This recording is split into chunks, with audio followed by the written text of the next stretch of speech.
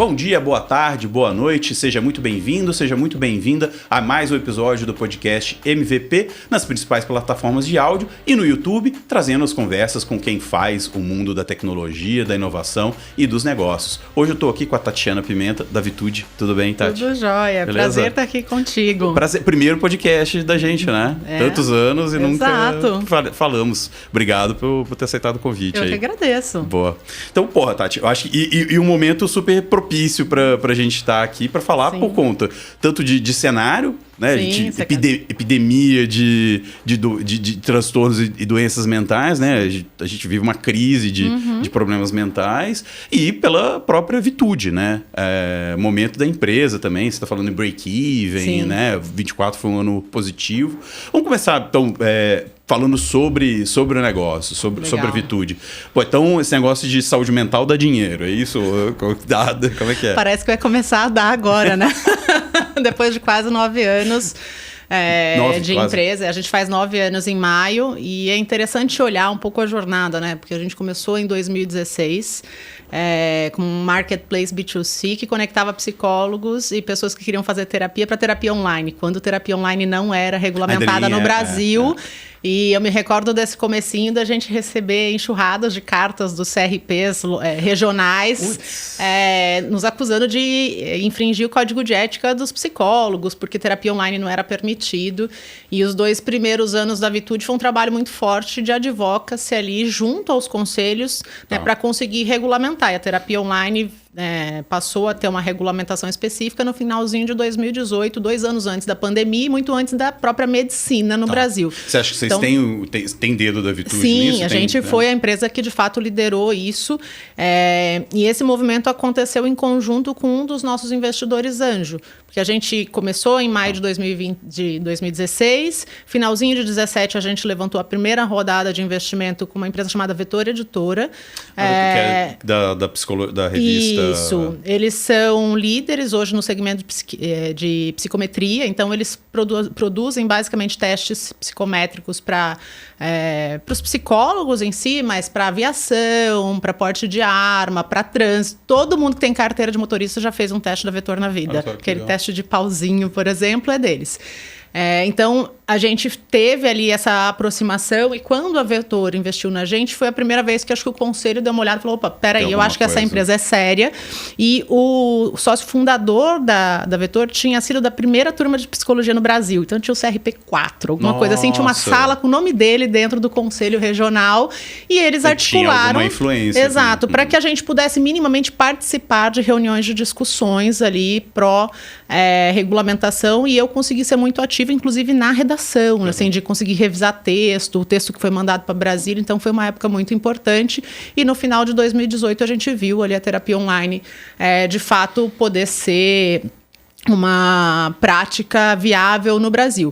Mas entre ela ser viável e ganhar uma adesão, teve um período ali, acho que num primeiro momento a gente inclusive teve uma adesão muito forte internacional, então brasileiros que moravam no exterior e que tinham uma demanda específica ali de falar com um psicólogo que tivesse a mesma cultura, que falasse a mesma língua, foram os nossos early adopters nessa fase. Então, chegou uma época que a gente tinha lá brasileiros em mais de 80 países fazendo terapia com a Vitude. Que curioso. E foi esse começo ali de operação. Em 2018, também, nesse ano que a gente contribuiu para a regulamentação, foi a primeira vez que a OMS se posicionou em relação à síndrome de burnout. Eles falaram, vai ter aqui uma mudança da CID-10 para a CID-11, que inclusive era para começar a valer agora em 2025 e já foi adiada para 2027, para você ver. Nós estamos falando disso desde 2018. Nossa, faz bastante tempo. E quando esse anúncio aconteceu pela primeira vez, foi quando deu o estalo na gente do tipo, ops, tem uma opção B2B aqui que a gente não estava vendo. Tá. Porque em nenhum momento vocês tinham considerado o B2B ou até aquele momento, ali, não.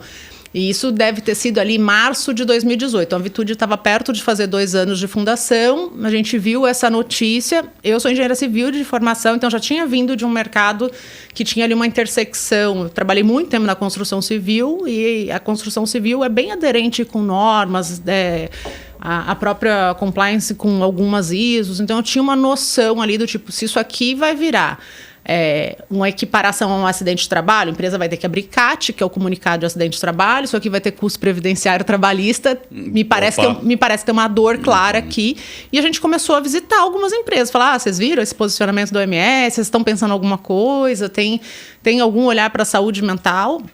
E a gente teve, de fato, né, o primeiro cliente corporativo começou com a gente em agosto de 2018, que foi a RD Station. Que legal. Então, a RD fez um contrato com a gente inicial, ali, piloto para umas 20 pessoas testarem a plataforma. Deu certo, essas pessoas aprovaram. Como benefício corporativo.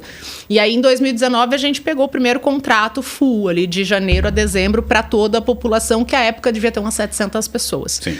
Com esse contrato, a gente foi atrás de fundraising. Então, a gente, né, tem aqui uma tese que precisa ser pivotada. A gente estava vindo de um olhar para B2C e eu posso fazer um movimento de olhar para a saúde mental de um lugar corporativo. O B2C funcionava? Funcionava e funciona até hoje, de forma orgânica. Tá bom, assim. A gente tá bom. tem 30% das nossas consultas são B2C sem nenhum sem investimento de marketing, só produção Google, de conteúdo. Você não doou dinheiro para o Google, para não. Meta? Não.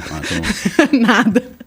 E até vou falar um pouquinho disso, das mudanças de estratégia para o próprio break-even, né? Então, aquele ano de 2019 foi super importante, porque a gente estava começando a adquirir os primeiros clientes corporativos e a gente usou aquilo como uma tese para buscar uma rodada de investimento, para usar ali o dinheiro do investimento para fazer o pivô. Então, a gente fez mais ou menos uns 7, 8 meses de processo de captação. Quando chegou mais ou menos outubro, a gente fechou com a Redpoint Ventures. Eu lembro fazendo entrevista com o Romero para escrever essa matéria. Eu escrevi, foi nossa no Valor Econômico na época. Vocês tiveram a exclusiva no Valor. Eu estava acho que eu tinha ido num evento ali no Google e eu tava no pátio ali embaixo, em frente à Casa Bandeirante ali, sentado, olhando para Faria Lima e entrevistando o Romero, porque era o único horário disponível, não sei o quê. Essa é clássica. Exato. E a gente fez a rodada ali com o objetivo de fazer o pivô do B2C para o B2B. Então, na época, a gente tinha 6, 7 pessoas no time, considerando eu o meu co-founder. Nossa. E era um time super enxuto. Exato. E o objetivo era, vou usar esse dinheiro para começar a contratar as primeiras pessoas, né, para a máquina de vendas. Então, vou ter ali uma pessoa em vendas, vamos reforçar o time, né, de tecnologia. E foi esse o movimento que a gente fez.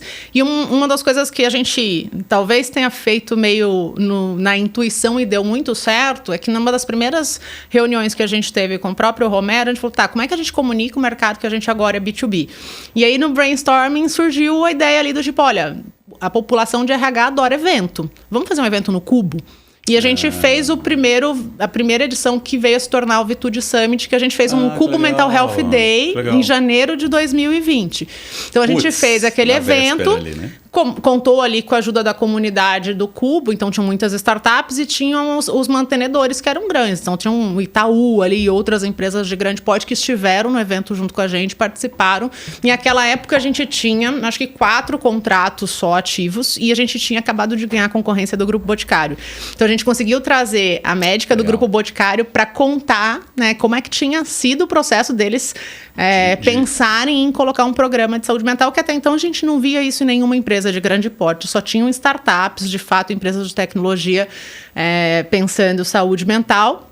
A gente fez o evento, né, tivemos ali 300 e poucas pessoas no evento, mas a partir dali foi meio que nutrição daqueles leads e nada aconteceu. Só que 40, 45 dias depois estávamos todos trancados dentro de casa, isolamento social, porque a gente teve ali a orientação da OMS, acho que foi 11 de março. Então o evento tinha acontecido 20 de janeiro, né, foi o período ali que a gente teve ali temos uma pandemia, vamos ter que ficar isolado. E foi nesse momento que algumas empresas começaram a se atentar para a necessidade. Então, o que aconteceu naquele período? Daqueles leads de janeiro, ajudou alguma coisa? Ajudou, porque até então ninguém conhecia nada de saúde mental e quem tinha visto via que só tinha Vitude no mercado. Apesar de ter outros concorrentes, o fato da gente ter feito um evento deixou ali talvez um awareness de marca na cabeça das pessoas importante. E aí, quando começou a pandemia, o que a gente percebeu foi muitas empresas tinham um budget de viagem, tinham um budget de evento que elas conseguiram realocar e endereçar para a saúde mental. Então, a gente viu um boom, a gente saiu de 4 para final de 2021, a gente tinha mais de 200 clientes na carteira. Uau! Foi um crescimento naqueles 2 anos, 20 e 21, de 12 vezes. Então, foi uma escalada fortíssima que permitiu a gente fazer o Série A. Então, quando foi ali meados de 21, eu comecei a fazer de novo o roadshow para o Série A, comecei a falar com fundos, a gente avançou bastante com o Crescera, que foi quem liderou o nosso Série A, que terminou ali em março de 22. Então, a gente teve todo esse período de crescimento da pandemia, já com esse modelo comprovado, só que como a gente viveu a pandemia, a gente foi atropelado por ela. Então, a gente entrou a demanda veio e só atende, eu brinco que a gente vendeu para quem quis comprar, não é que a gente vendeu, né? As pessoas estavam ali, não preciso colocar um negócio de saúde mental, a gente, vamos, fecha o contrato, assina aqui. Tá. Então, sonho, né? Vender e não entregar e não vender, sim, né? E o grande problema que a gente viu depois, porque a gente tinha mais de um tipo de máquina de vendas, porque eu tinha cliente que tinha 11 funcionários e eu tinha um Banco do Brasil que tinha 90 mil funcionários. Então, assim, eram bichos completamente diferentes. E a gente começou a entender ali que, talvez a gente precise olhar para essas máquinas, porque está custando eu ter uma máquina de geração inbound, lead, performance, growth, e eu ter que falar com a empresa grande que vai olhar muito mais para quem que é esse prestador, esse fornecedor, que eram processos longuíssimos de contratação, porque eu tinha que passar pela equipe de LGPD, pela equipe de compliance, pela equipe de contratos, e era um outro formato de venda completamente diferente. Inclusive o go-to-market diferente, porque quando eu estou falando de vender para uma empresa de 100 mil colaboradores, eu tenho que ser uma marca forte na cabeça dessas empresas. Exatamente, para o cara te reconhecer. Exato. Eles não querem contratar uma startup que corre o risco de quebrar, por exemplo. Então, ali começou primeiro... Como é que é aquele negócio, né? Que o cara contrata IBM para... Não é porque IBM é melhor, segurança. É porque é IBM, né? Exato. Se der errado, exato, você tem segurança ali. Então, a gente fez a rodada, que foi de 7 milhões de dólares, na época 35 milhões de reais, com um plano bastante ousado, né? O que a gente vendeu para o fundo à época, não, nós estamos vindo de um crescimento de 12 vezes, nós estamos prometendo crescer 4 vezes no próximo ciclo de 12 meses. Exato. Só que eu brinco que a gente captou na hora do fechamento do mercado. Tava todo mundo já dando adeus ao Venture Capital, a gente levantou 7 milhões de dólares. Porque já vinha de um trabalho ali de mais de um ano, né, conversando com alguns fundos. Alguns tinham ficado de fora no seed ali, quiseram conversar. Então foi um trabalho interessante. E a gente pegou o dinheiro em março, em abril a gente já estava chamando o conselho para fazer uma reunião e falou assim, então, a gente quer rever o plano.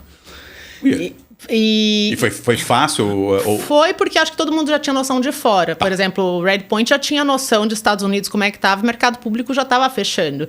E a gente já estava com... Algumas empresas já estavam sofrendo mais para levantar rodadas e já era muito claro que os múltiplos iam mudar. Então, ninguém também queria acabar sem caixa. Então, quando a gente falou, olha, a gente percebeu que o mercado já está diferente, está virando, a gente tem isso aqui, só que se eu continuar nesse plano de crescer 4 vezes, eu vou queimar esse caixa em 18 meses e eu vou precisar levantar uma rodada. E depois eu não vou conseguir levantar mais, né? Vamos revisar, e a gente propôs crescer 2 vezes aquele ano em relação a 21, todo mundo aceitou, falou assim, a gente preserva o caixa e cresce menos. Aí a gente dobrou de tamanho de fato, e aí a gente entrou... vocês entregaram. Vocês entregaram. A gente dobrou em 22, e a gente entrou em 23 com um budget do tipo, olha, nós vamos continuar... Não com o pé no acelerador, a gente vai continuar aqui com um crescimento mais saudável, característica de empresa da economia real. Né? Não tenho previsão, né, de ter alguma rodada no futuro. 2023 não está com cara de que vai melhorar. Então, a gente fez um 2023 de novo, com um olhar ainda com uma meta de crescimento, mas bem mais realista ali, e também foi o período que a gente começou a entender o que era o nosso cliente de fato. Tá. Então, a gente começou... O que aconteceu, né? Logo depois dessa captação. A pandemia foi arrefecendo, todo mundo foi sendo vacinado. As empresas que tinham colocado, né, projetos só para tapar um buraco naquele momento, começaram a ter churn. Então, passou a pandemia, já não tenho mais tanto processo de luto aqui dentro, as pessoas já estão mais confortáveis, não preciso desse benefício. Tá. E nesse movimento, eu acho que a gente perdeu uns 30, 40 contratos, né? Que foi... Em número de contratos foi expressivo, em reais foi bem pouco expressivo. Então, o que a gente entendeu ali? o nosso perfil de cliente é a empresa grande. Porque então, essa perda foi maior nas empresas menores. Exato. Eu fui perdendo os contratos. A empresa que tinha 12 colaboradores, que colocou ali para cuidar deles naquele momento, para dar um conforto, falou, agora eu não preciso mais. Eu não tenho nem o profissional de RH, vou ter um benefício de terapia, não faz sentido. Então, a gente foi percebendo ali que era... esse tipo de solução ela é muito mais aderente para a empresa grande, que tem grandes populações e que precisa ali, de fato, ter uma estratégia de cuidado, porque é mais fiscalizada, é mais visada pelo Ministério do Trabalho, pelo Ministério Público. E sofre mais com as licenças. E custa mais. Exato. Né? Quanto maior a sua população, mais você vai custar. Por exemplo, e isso aí vai bater no que está acontecendo hoje de mudança regulatória. Quando uma empresa afasta e o INSS lauda, que a gente chama de B91, que ela atesta que aquilo tem relação com o trabalho, primeiro, que o colaborador tem 2 meses de estabilidade. Segundo, que a forma de remunerar é diferente e custa mais. Você aumenta passivo trabalhista. E o governo te sobretaxa, porque você está mandando alguém saudável para o afastamento para o INSS pagar. Então, eu aumento o que a gente chama de FAP, que é um multiplicador que incide no imposto que vai em cima da folha de pagamento inteira. Então, se você tem uma folha de pagamento de 1.000, 2.000 pessoas... afastamento, às vezes, custa R$1 milhão em imposto a mais para uma empresa. Putz. Então, essa é a dinâmica que na empresa pequena ela nem vai ter, porque ela é muito pequena. Exato.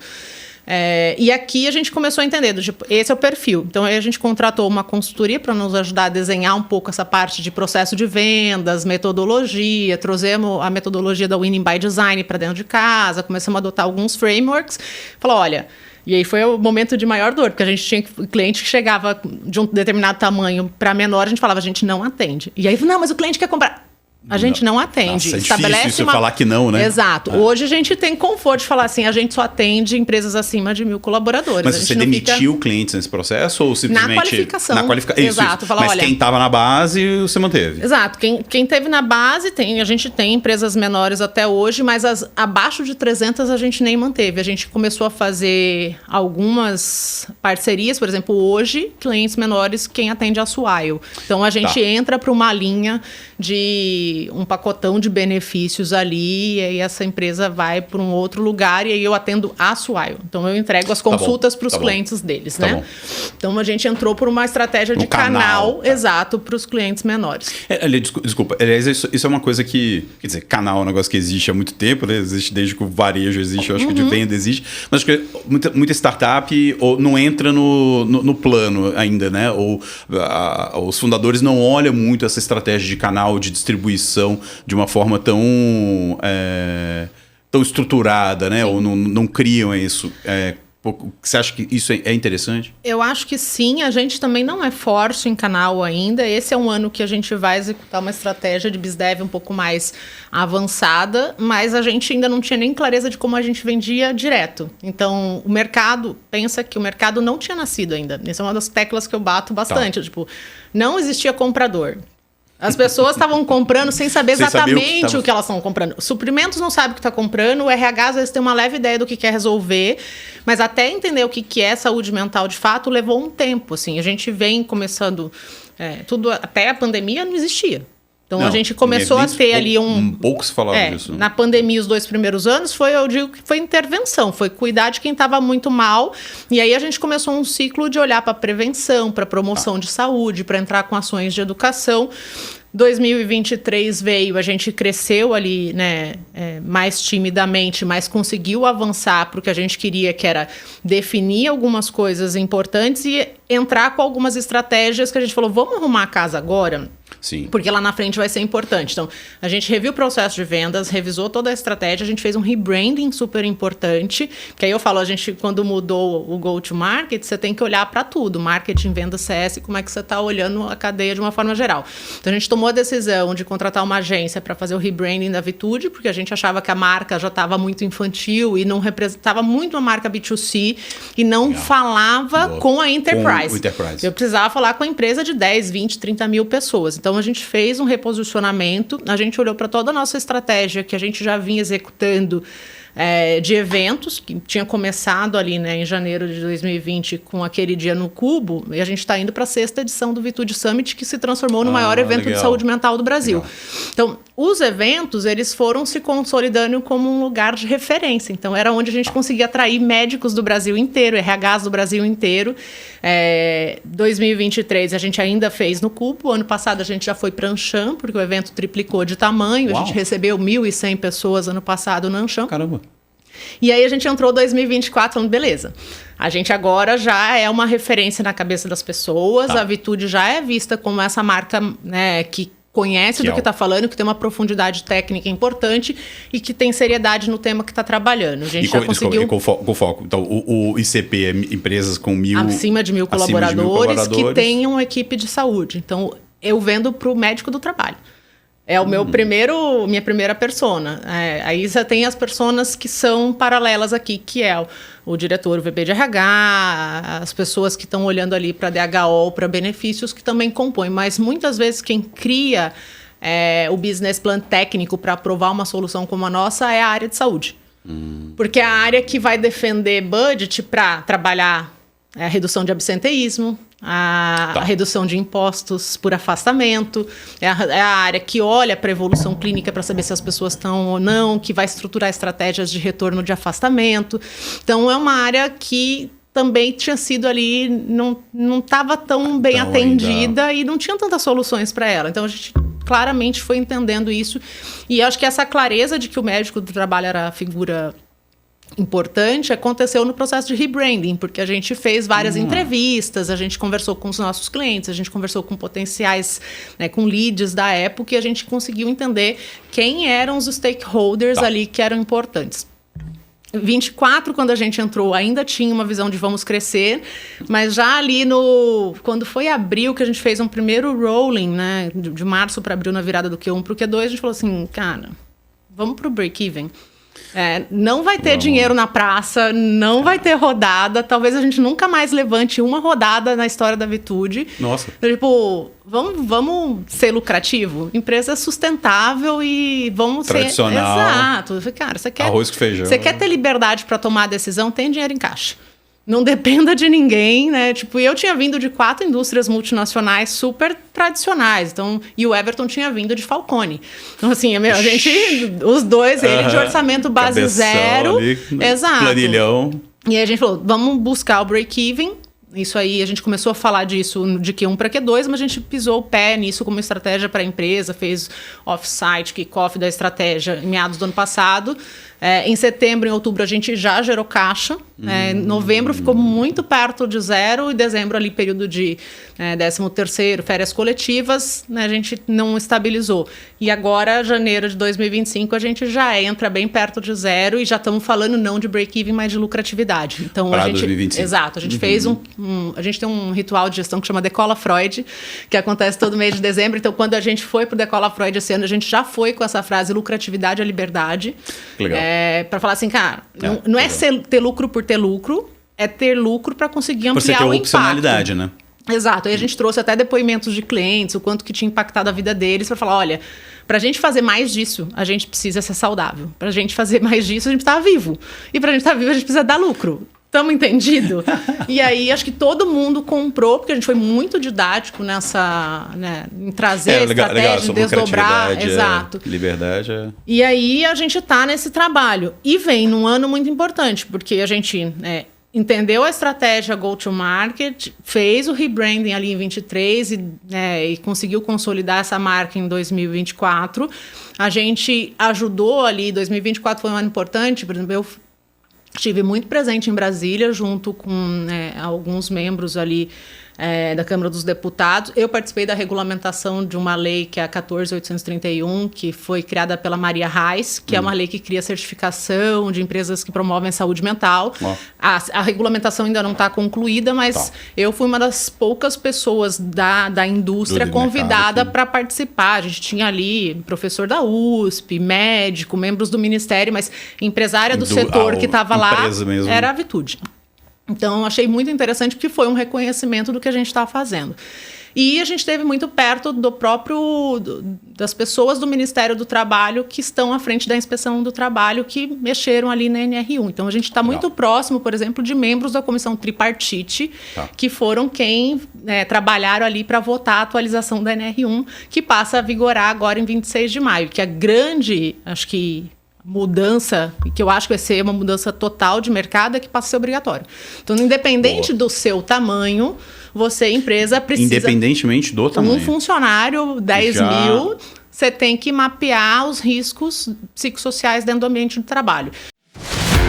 Este episódio é um oferecimento do Registro.br. O Registro.br oferece segurança, estabilidade e suporte para o domínio da sua startup. Você pode riscar onde quiser, menos no seu domínio. Registre o seu.br e fique tranquilo. Então, basicamente, o que as empresas vão ter que olhar é: esta organização do trabalho, ela promove ou ela detrai a saúde das pessoas? E aí elas vai ter que olhar para diversos fatores, né? Se tem sobrecarga, se as lideranças estão preparadas, se elas estão sendo treinadas para uma comunicação mais efetiva, se tem assédio ou se não tem. Como é que estão aqueles afastamentos, e muito do que o Ministério do Trabalho vai usar é o que a gente já tem no E-Social. Então, essa empresa aqui está afastando muito, deixa eu ir lá fiscalizar. Deixa eu ir lá olhar para ela. Exato. Então, a gente tem no mercado grandes afastadores, tem segmentos que a gente já sabe que vai dar mais problema. Porque eles inclusive já estão sendo auditados, eles não vão esperar até maio. Banco, teleatendimento, então pensa, todo mundo que atende cliente. Puxa. Você tá lá, call center o dia inteiro, recebendo alguém te gritando. Paulada na cabeça, exato. né? O cliente é um risco psicossocial nesses casos. Né? Porque o cliente liga bravo, te ofende, e você tem que ter estratégias ali para lidar com isso. Então, é sim responsabilidade da empresa adotar ali medidas para que isso não aconteça. Então, é o entendimento aqui. E o que a gente vê é que tem uma coisa que a Ana Luísa Orcades, que está fazendo uma série de webinars com a gente, fala bastante. Né? Quando a gente pensa em evolução de lei, ela acompanha uma evolução da sociedade. Sim. A gente está numa sociedade muito mais doente. A gente tem ano após ano, piora. A pandemia contribuiu para piorar bem os números. A gente já era o país mais ansioso do mundo. É mesmo? Em 2019, né, esse é um dado da OMS, a gente já era o primeiro colocado, a gente tinha mais ou menos 9,4% da população com transtorno de ansiedade diagnosticado. Hoje a gente tem quase 15%, são 14 ponto alguma coisa. Caramba. Que foi pós-pandemia. Então a gente percebe que o efeito pandemia contribuiu para adoecer mais as pessoas. Né? Elas perderam parentes, elas passaram por alguns processos de isolamento, algumas nem conseguiram voltar ainda direito, né, para a vida normal. Então, isso tudo tem contribuído para uma piora dos quadros de uma forma geral. Além disso, a gente vem numa sociedade muito mais violenta, os grandes centros cada vez mais caóticos, e isso aumenta a pressão. Né? Se você está num lugar e você está constantemente sob o risco de ser assaltado, de ter algum... Então, você vive com medo. Vive com medo. Então, isso contribui aqui para piorar a condição de vida das pessoas e a qualidade de vida de uma forma geral. Além do excesso de redes que a gente está vendo hoje. As pessoas passam 5, 6 horas nas redes sociais, quando não mais. Uhum. Então, elas não se desconectam mais. Elas não conseguem dar descanso para o cérebro. Exatamente, é isso. Tem gente que dorme com o celular na cabeceira, quando não é embaixo da cama, do travesseiro. Né? E isso tem um impacto muito grande na forma como a gente está dando descanso ali para a nossa parte cognitiva, o centro executivo do cérebro, e vai afetar a nossa saúde de uma forma geral. E isso impacta o trabalho. É aquilo que você estava comentando da virada do ano, daquele meme do como é que eu vou ser triste, né? Como é que eu vou ser triste ser? E fica todo mundo postando um monte de foto legal. Eu vi amigos que tinham passado por situações super difíceis postando. Então, assim, acontece que há uma influência muito grande das redes sociais, do que os outros estão fazendo, que eu acabo indo para um lugar de comparação. E isso adoece. Porque no final do dia, até inibe, acho que tem uma coisa aqui dessa necessidade de ser feliz, que inclusive é cultural do brasileiro, que impede aquela pessoa que não está bem de se sentir triste. E de validar a tristeza, de viver aquele momento. Pô, se eu estou passando por uma situação difícil em casa, no trabalho, ou com um parente, ou alguma coisa assim, eu preciso viver aquilo. Sim. Eu preciso me permitir ser triste. Eu preciso...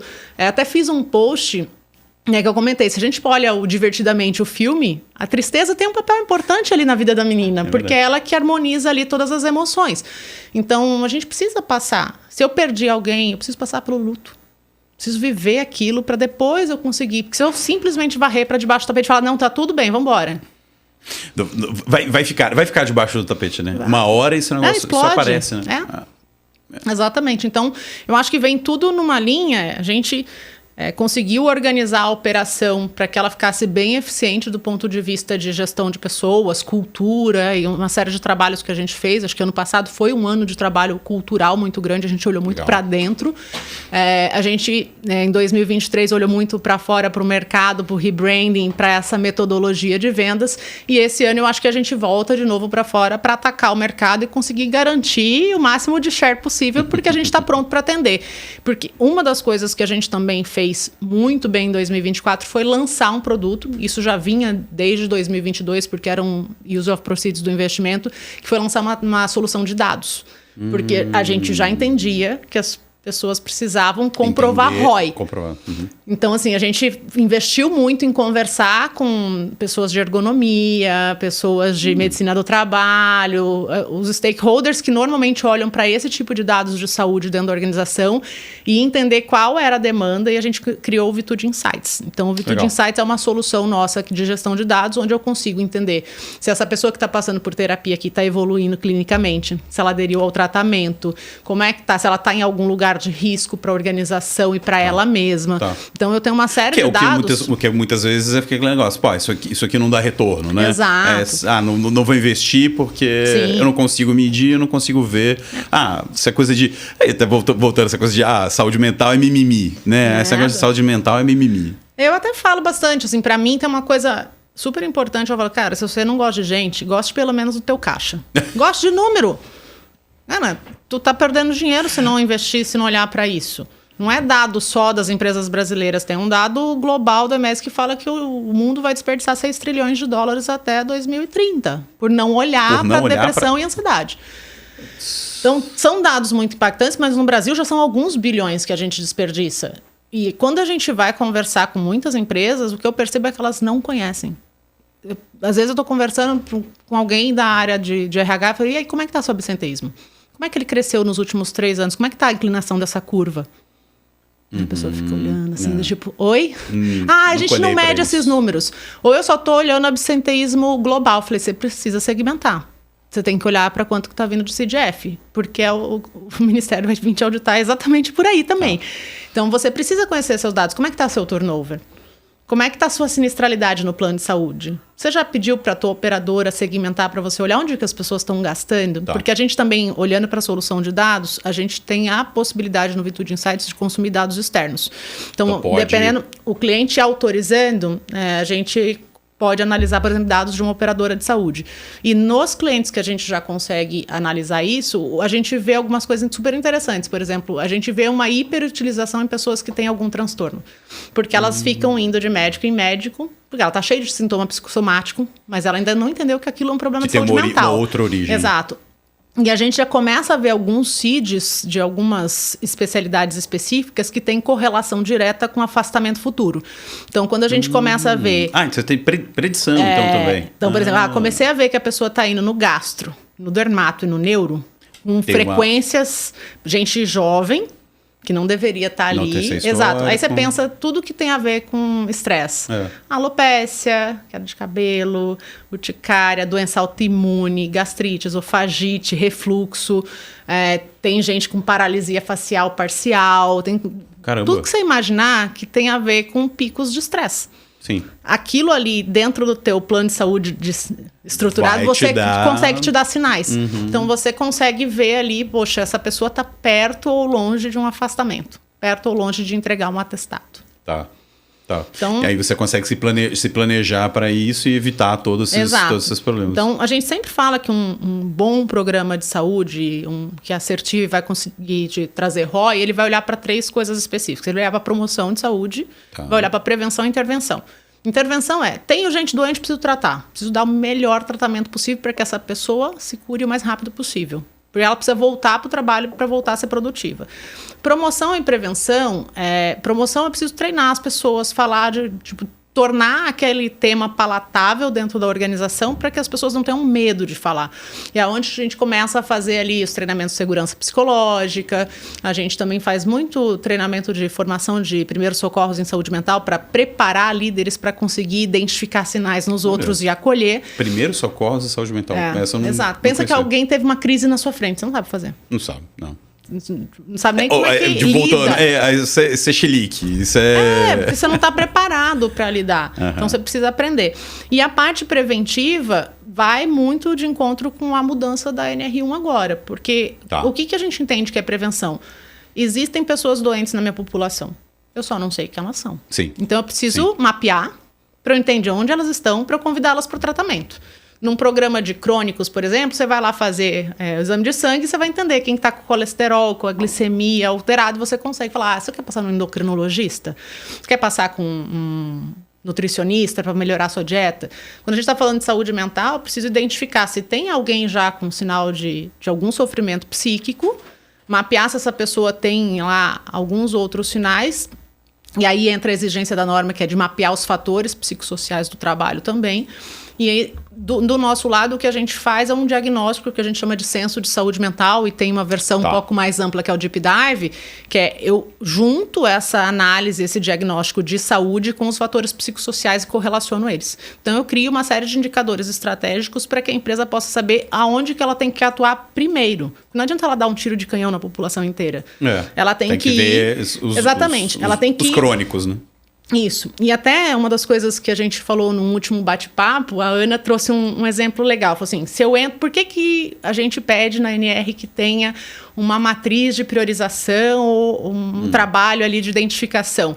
Porque se eu chego no hospital com angina ou com unha encravada, eu preciso que o médico do plantão trate a angina, não a unha encravada, porque eu não posso morrer.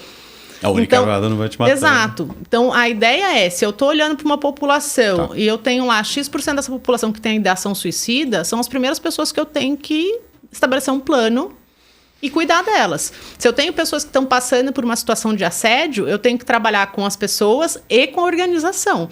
Preciso estabelecer ali treinamentos, canal de integridade, uma série de outras ações para olhar para a organização, mas cuidar daquelas pessoas que já passaram pelo assédio também.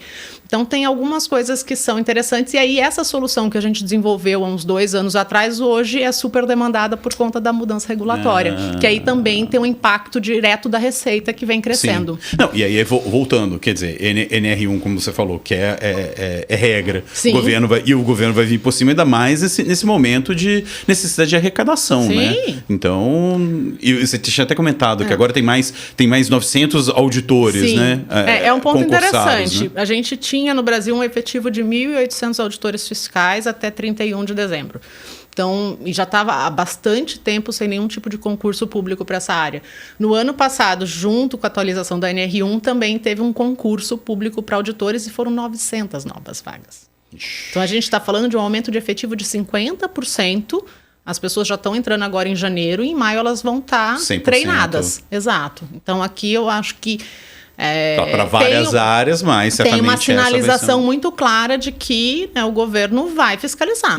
Porque quando entra uma nova lei em vigor, eu acho que o grande medo é entrou uma lei que não vai ter validade nenhuma. Não porque vai pegar, não tem. Né? Não, porque às vezes não tem efetivo suficiente para fiscalizar e fazer cumprir. Porque muita gente também vai deixar para cumprir a hora que o bicho pegar, né? Então, acho que aqui a principal sinalização que eu acho muito positiva é que vai ter efetivo para ir para cima. Não vai ser naquela lei que não pega, vai ser vai ser efetivo. E teoricamente é low hanging fruit, né? Sim. Porque vai ser muito fácil multar nesse sentido, porque ninguém vai estar preparado. E quer dizer, voltando àquele tema de batendo na tecla, mas que ninguém olha para isso né? Ninguém enxerga isso como um problema. Muitas empresas, aqui a nossa cultura é de alta performance, não sei o que e tal. Cara, por trás disso está um ambiente geralmente tóxico, né? Então, o governo vindo batendo em cima disso vai ser fácil. E acho que tem algumas coisas muito interessantes, porque eu tendo a olhar, talvez por já ter trabalhado na área, ter sido auditora lá no começo da minha carreira, Eu tendo a ter uma visão mais positiva quando a gente tem uma lei. Tem muita gente que tem medo. Não, tá vindo, vai me multar e tal. Tipo, a NR1 não é muito diferente de uma ISO 45003. Só que tem um monte de gente que ama ISO e tem pavor da NR.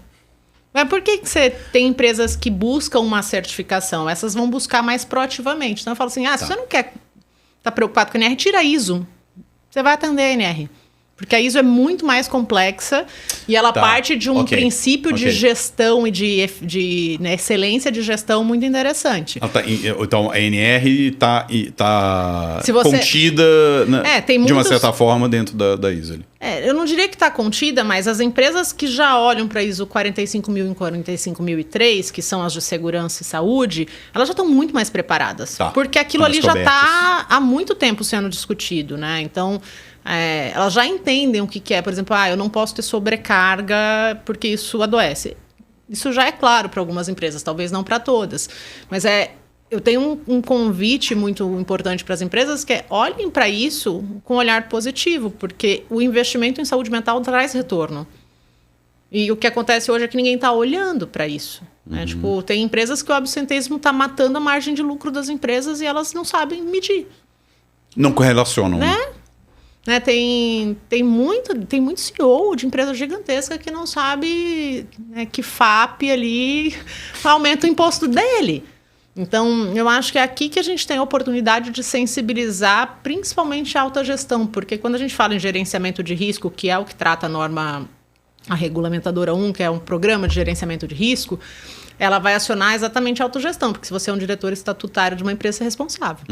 Então, aqui... No CPF, né? Exato. Você passa a ser responsável por coisas que até então estavam passando desapercebido. Então, o que eu imagino que vai acontecer é a gente ver um pouco mais de atuação dos conselhos e da diretoria para entender o tema.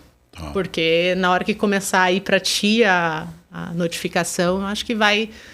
ter ali uma sensibilização. Dizem que é pela dor ou pelo amor. Pelo amor, né? Então... Mas aí, como ter alta performance e não ser tóxico, e não ser criar um ambiente nocivo para quem trabalha. Super interessante. Sabe que eu estava lendo o último livro da Amy Edmonds, eu não vou lembrar o nome dele agora, mas ela é a pessoa que mais fala de segurança psicológica no mundo. E ela fala, existe a possibilidade de você ter conflito, ter cobrança e ter performance e ter ambientes seguros. Né? Mas o que você precisa é ter clareza de comunicação. Os papéis precisam estar claros, as metas precisam estar claras. Né? Tudo que tem não pode ter ambiguidade, não pode precisa ser muito bem estabelecido, e aí sim, você precisa ter pessoas treinadas para se comunicar melhor. Então, tudo reside também ali na forma como você fala com as pessoas, como você se comunica, como você transmite uma informação. E a gente olha também dentro da Vitude, por exemplo, quando a gente faz a correlação, a gente mede segurança psicológica dentro do censo. É o indicador que mais tem correlação com todos os outros. Então, ambientes que eu tenho segurança psicológica alta, eu quase não tenho propensão burnout, a gente quase não vê assédio, as pessoas são mais saudáveis, eu não tenho presenteísmo. Então, a ergonomia cognitiva, que é no KPI que a gente olha para medir fatores psicossociais, é positiva. Quando eu tenho baixa, todos pioram. A gente chega a ter 50% de presenteísmo em empresas que tenham segurança psicológica baixa. E presenteísmo, diferente de desengajamento, é quando eu perco produtividade por uma questão de doença. E aí, tanto faz se mental ou física. E aqui, ter 50% de presenteísmo é jogar metade da folha de pagamento fora. Fora, pois é. Tem noção que você tem que ter mais gente trabalhando? Sim. Porque você tem um índice de presenteísmo muito alto? Então, para mim, entra um lugar de... Preciso conhecer os números, preciso estabelecer metas, preciso ter plano de ação efetivo para atuar em cima disso. Agora, você comentou brevemente sobre redes sociais e recentemente a gente teve essa mudança aí do anúncio do Facebook, da Meta, né, de eliminar o fact-checking, de aumentar, né, de reduzir os filtros de controle de conteúdo e tal. Não é diretamente no trabalho, não vai afetar o dia a dia ali, né, como as empresas trabalham, mas vai afetar o dia a dia das pessoas, a segurança psicológica fisiológica das pessoas certamente vai estar mais em risco, porque a gente já sabe dos efeitos negativos dos algoritmos e como essas coisas são manipuladas. Sim. As pessoas acham, né, sei lá, as pessoas esquecem das coisas. Mas... o meu receio é a gente piorar principalmente o nível de saúde dos jovens, que ainda não está ali com... Você não tem um cérebro 100% formado até no final da adolescência e a gente tem impactos bastante significativos. Mesmo antes dessa notícia aqui de mudança de retirada de filtro, a gente já vem de uns 2, 3 anos onde a gente percebe a piora dos indicadores de saúde, isso medido inclusive por pesquisas, né? Tem uma pesquisa feita pela Atlas Intel, chamada Panorama de Saúde Mental, junto da Atlas Intel com o Instituto Cactus. A pior faixa que a gente tem de idade para adoecimento mental é dos 16 aos 24 anos. Então, é a população que está entrando no mercado de trabalho, que já muitas vezes entra doente. Já entra doente. Bastante comum a gente ter pessoas que entraram no mercado de trabalho 1, 2 meses estão se afastando porque tiveram uma crise ou tiveram alguma coisa. Essas pessoas já estão carregando desafios anteriores. A gente já vê crianças com depressão, com ansiedade. Então, a gente não via isso há 2 décadas atrás e hoje isso é muito real. Infelizmente, a gente tem recebido cada vez mais notificações de suicídio na Vitude, não dos titulares, mas dos dependentes. Normalmente é o filho de um colaborador de 13 até uns 17 anos que cometeu suicídio. E a gente tem que entrar ali naquela organização cuidando do pai ou da mãe e às vezes da equipe que está ao redor, porque aquela pessoa se desestrutura totalmente com a perda do filho. E é triste ver isso, porque são pessoas que sequer chegaram ao mercado de trabalho ainda. E aí tem um outro fator que a gente fala do trabalho, é que o trabalho também protege. Então, as pessoas que estão trabalhando hoje cometem menos suicídio do que os idosos e os adolescentes. O trabalho tem uma... O pessoal da psicodinâmica fala muito sobre o trabalho não ser neutro. Ou ele promove, ou ele detrai saúde. Mas é sempre importante. Se eu estou num lugar que eu me sinto reconhecido, pertencido, que eu me realizo enquanto pessoa, que aquilo fortalece a minha autoestima, aquele trabalho me protege. Tá. Então... Às vezes a gente coloca o trabalho só num lugar ruim, mas ele, em boa parte das vezes, ele é protetor da saúde, principalmente da saúde mental. Interessante. Então, acho que é isso que a gente tem que pensar. E o meu receio com essa retirada de filtro é que vai ter uma responsabilidade maior para os pais e para as escolas. Porque você estava falando de letramento em saúde mental. Exato, porque se eu não vou ter o filtro na própria rede, eu vou ter que ser o filtro do meu filho. Sim. Eu vou ter que ter mais responsabilidade, de ter que cobrar mais a escola, porque eu posso em casa não deixar que o meu filho acesse redes sociais, ou tenha ali uma conexão, mas ele pode ir para a escola e os colegas estão ali conectados, a escola está conectada. Então, eu vejo um desafio mais social do que do ponto de vista de organização do trabalho de uma forma geral, o que indiretamente afeta, porque se eu sou uma mãe que estou com um desafio com meu filho, que está ali viciado nas redes sociais e que talvez estejam consumindo um conteúdo inadequado, vai afetar na minha produtividade. Exato. Né? Então, exato. Não, é realmente uma questão assim... Para mim, assim, a gente está regredindo. De uma forma bem direta, é uma regressão. Estou mandando passinhos para trás aí. Pois é. Assim, pedir bom senso das pessoas, a deixar as pessoas se regularem, às vezes não é tão eficiente. E aqui tem oportunidades para a gente pensar. Do mesmo, se a gente está olhando que a gente tem conseguido avançar com normativas, regulamentações dentro de saúde mental, eu acho que a gente vai precisar contar muito com os legisladores do país para que eles sejam efetivos em cobrar alguma responsabilização das redes, inclusive uma meta da vida, né? Tipo, como é que você vai fazer para proteger as pessoas da exposição nociva de um fake news? Mas é só pela plataforma. Você tem que ir atrás das pessoas, você tem que ir atrás de quem postou. É isso, esse papinho, né? Essa isenção, sou isentão.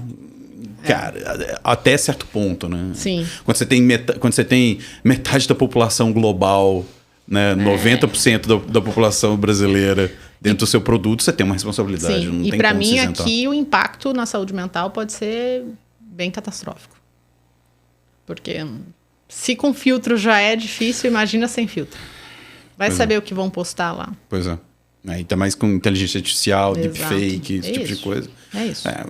Exigir uma atenção muito maior e da sociedade como um todo, né? Quem tem filhos e quem é patrão também, né? Exato. Porque, de novo, volta ao ponto. Vai afetar a produtividade. Sem dúvida. Né? Ainda tem bet ainda no meio. Né? Sim. Tem uma série de coisas. No final do ano a gente teve uma demanda muito grande de empresas que contrataram ações educativas sobre vício em jogos. Porque existia um medo muito grande dos colaboradores pegarem o 13º e torrar. É verdade. Então, se endividar. Teve uma empresa que até eu estive presente, porque eu tinha um pedido da minha presença, em que uma das pessoas compartilhou um caso próximo, não era funcionário da empresa, mas era da cidade onde ela morava, que a menina se endividou e aí depois cometeu suicídio, né? Então, tinha recebido, acho que uma pequena herança, e aí torrou a herança inteira e ficou devendo. E aí, pessoa de 23, 24 anos. Então, a gente tem que tomar cuidado. Estamos numa epidemia. Precisamos cuidar. Precisamos cuidar, né? E não é mimimi. Não é a geração é mais fraca, cabeça mais fraca, sei lá, pessoal preguiçoso, não quer trabalhar. Tem uma questão geracional, eu não diria que é geracional, tem uma questão de as pessoas mais jovens são mais expostas, e quando a gente olha curvas de diagnóstico, à medida que você vai envelhecendo, você vai tendo menos, né, prevalência. Mas isso tem a ver com o fato de você já ter atravessado algumas fases da sua vida e ter criado resiliência. Então, quando você chega aos 40, aos 50, você já passou por um luto, você já perdeu pessoas, você já perdeu um emprego, às vezes você já se separou, você já lidou com uma doença difícil. Então, tudo aquilo criou uma experiência que, se você passa de novo, você já conhece. Quando você é mais jovem, você nunca passou por nada. Então, a primeira vez que você perde alguém próximo, que, sei lá, uma avó, um pai falece em algum acidente, é o primeiro grande baque. Então, essas pessoas estão mais expostas porque elas ainda estão vivendo. É um processo mesmo de amadurecimento, até da gente lidar com os desafios da vida. Quando você está chegando mais para frente, você vai ficando mais maduro. E aí, quando você sai do mercado de trabalho, começa a ter riscos de novo, porque a gente tem visto os idosos também piorando. De novo. É verdade, volta a proteção do trabalho. Porque aí você não tem conexão, você começa a ficar mais isolado socialmente, você perde o senso de valor, né? Do tipo, não sou mais útil. Para que eu sirvo, né? Exato. Então, tem algumas coisas que você tem extremos. É verdade. Pô, eu lembro o cara que trabalhava comigo lá no Valor, o pai dele, aposentado já, ia pro banco e ficava na fila normal, sendo que tem a fila preferencial. Aí as pessoas, não, vai pra fila preferencial e tal. Não, eu tô aqui, me deixa, eu tô trabalhando, né? Isso aqui ocupa o meu tempo, eu quero ficar na fila de propósito, porque isso aqui ocupa o meu tempo, né? Exato. Então, tem a questão do senso de pertencimento, de utilidade também, que a gente precisa olhar para o trabalho. O trabalho tem uma relação com a nossa constituição enquanto sujeito. Não podemos negar isso. Legal. A gente fala... O que você fala? Eu sou Gustavo Brigato, de Startups. Startups, Tatiana, CEO da Vitude. A gente conecta isso. Então, tem um lugar muito importante, né? Sabe, uma coisa que, conversando com pessoas que deixaram o negócio, né? Venderam ou fizeram a transição ali, eu fico pensando no arroba. Você perdeu o arroba... Por exemplo, a Vitude fazendo 10 anos, sei lá, daqui a um tempo você vai fazer uma saída, você vai ter a sua transição. Imagina você perder o arroba Vitude. Tem que preparar a cabeça para isso. Não é uma coisa... É um luto, quase um luto ali, né? Fazer essa transição, essa separação de... E aí você tem que se preparar para esses momentos também, né? Eu acho que esse é o ponto de como é que você se prepara emocionalmente para esse tipo de transição. Você tem empresas, por exemplo, que têm boas estratégias de programa de preparação para aposentadoria ou de transição. Então, é super interessante que as empresas também podem se responsabilizar por esses programas específicos para alguns públicos internos. Né? Legal. Tati, então, só para resumir, então, 2025 para a Vitude, você falou, então... Ano de crescimento, ano de crescimento, legal. Aí, não, mas crescimento mais contido, não é 2 vezes ou tá eu acelerado? Acho que a gente vai para uma linha, não sei se a gente chega 2 vezes, mas vai ser um ano de crescimento ali perto dos 80%, né? Tem uma demanda crescente de mercado aqui acontecendo, a gente tá vendo que várias empresas que até então tinham a justificativa de não ter o budget, isso não é prioridade, com a chegada da NR1 conseguiram aprovar orçamentos ali porque dentro do seu regulamento interno, assim, se tem uma lei, nós vamos cumprir a lei. Tá. Então, algumas empresas têm esse grau de responsabilidade bastante acurado e já tem ali budget separado para isso. Outras empresas a gente sabe que vão esperar ser auditadas, multadas, e tem gente que vai incorrer em várias coisas até, de fato, começar a agir. Então, o que a gente percebeu muitas empresas, e acho que foi o ano mais importante, conseguiram aprovar budget. E o nosso ciclo de vendas, normalmente, ele é mais de 12 meses. Então, eu já sei... eu começo eu fechei os contratos de dezembro de gente que começou a falar comigo em janeiro do ano passado. Nossa! Então, assim, pessoas que participaram do Vitude Summit em março, que conheceram a Vitude ali, que começaram a colocar o projeto dentro de um business plan, aprovaram em outubro no orçamento, agora fase de jurídico, contratação, e começa em janeiro. Então, normalmente, os eventos são casados justamente para a gente conseguir... Dar esse time. Exato. Então, a gente, dentro da nossa estratégia, tem o Summit em março, que é o nosso maior evento, que esse ano vai ser umas 1.300 pessoas. Eu tenho o Vitude Awards, que é uma premiação que a gente criou uns 2 anos atrás, que premia tanto pessoas quanto empresas que estão desenvolvendo projetos. E ao longo do ano a gente tem o que a gente chama de Vitude Circle, que são petis comitês só com executivos. E aí esse evento tem uma versão itinerante. Ano passado a gente foi para Manaus, a gente já foi para o Rio, já foi para Curitiba. Então a gente também procura outros centros para a gente poder fazer networking, né, com tomadores de decisão dentro dessa estratégia go-to-market nossa ali. Então ao longo do ano eu vou nutrindo todo mundo para chegar no final do ano, né, com aqueles contratos fechados, e aí eu começo já num movimento de transição de vendas para CS, e a gente já começa a falar de Customer Success. Né? Legal. E aí expandindo na base. Muitos dos meus clientes cresceram ali em receita, em consumo, 30%, 40% ano passado. Então você também começa a ampliar a ativação dentro de casa, você começa a ter mais pessoas fazendo terapia, você começa a ter mais pessoas passando por processos, né, de treinamento, desenvolvimento, e a gente vai tendo não só a entrada de receita nova por vendas, mas receita por CS. Interessante isso. Hoje, o que é mais? Hoje você ainda vende mais internamente? Ou... A gente expande mais que vende. Expande mais que vende. Exato. Você tem uma ideia, porque à medida que você vai... começando a fazer um trabalho, você tem que fazer um trabalho consistente e ampliando dentro daquela. Porque a adoção do serviço, de uma forma geral, cria um hook. Se eu tenho 20% da minha população fazendo terapia, eu não vou trocar. Eu tenho um problema gigantesco se eu parar aquele benefício. Se eu trocar esse benefício aqui. Que era o que a gente não conhecia antes da pandemia. Se eu tinha lá, eu tinha o benefício na prateleira, mas quase ninguém usava... não enxergo o valor. Agora, se eu tenho uma parcela significativa da minha população usando, né, e elas estão melhorando, e eu estou conseguindo medir isso em absenteísmo, uma série de coisas, isso melhora. A gente tem um case de um cliente nosso que é super legal, que é a Thomson Reuters, que no primeiro ano conosco, eles reduziram 60% do absenteísmo. Em reais. Uau! E aí, eles conseguiram esse ano, eles já estão olhando para a sinistralidade. Então, ano após ano, ele vai adicionando um outro indicador mas é ROI. Totalmente.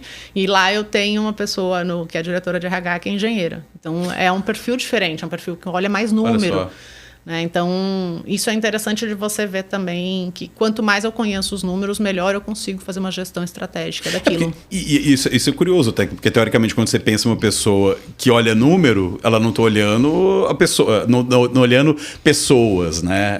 Tem essa dicotomia de, se você olhar número, você não está olhando para a pessoa. Mas incrivelmente, quando a gente está falando de saúde mental, os melhores cases são de quem olha número. E eu acho isso... Por isso que eu sempre falo, se você não gosta de gente, gosta de resultado... Gosta de resultado. Vai olhar para a margem, vai olhar para a eficiência, porque você vai encontrar oportunidades. Não é só sobre... Obviamente, a gente está falando de cuidar de pessoas, e aqui envolve não só, obviamente, dar acesso a alguma coisa, mas envolve você mexer na organização do trabalho. Mexer a forma como ali está organizado. Eventualmente, eu tenho áreas que eu preciso contratar mais pessoas, porque eu estou com uma área muito enxuta que tem sobrecarga. Em alguma área, eu vou precisar treinar um líder que se comunica mal. Em outra área, talvez eu tenha que demitir o outro que assedia. Então, eu tenho que olhar para aquilo. Não é só... Se eu estiver só fazendo terapia, tá errado. Eu brinco, se daqui 10 anos eu estiver vendendo terapia, fiz alguma coisa de muito errado nessa jornada. A ideia é transformar a forma como a gente lida com o trabalho também. Boa. E com isso a gente encerra mais esse episódio do podcast MVP nas principais plataformas de áudio e no YouTube. Segue a gente, já marca aí o sininho para você receber um alerta toda vez que subir um episódio. Quartas-feiras, né? Tem sempre episódio novo, fresquinho aqui do podcast MVP. Até a próxima. Valeu.